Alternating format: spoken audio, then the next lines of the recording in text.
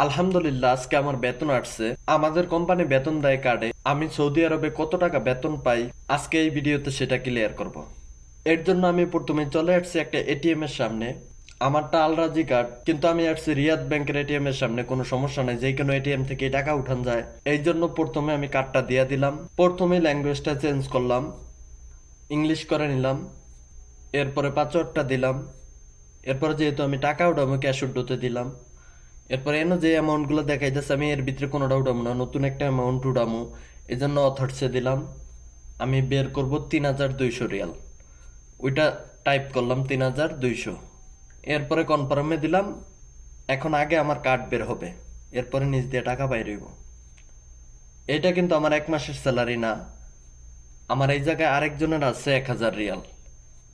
মূলত আমার বেতন হইল ২,০০০ রিয়াল। খাবারের জন্য দেয় ২০০ রিয়াল, এই ২২০০ রিয়াল। ওকে, আল্লাহ হাফেজ, সবাই ভালো থাকবেন।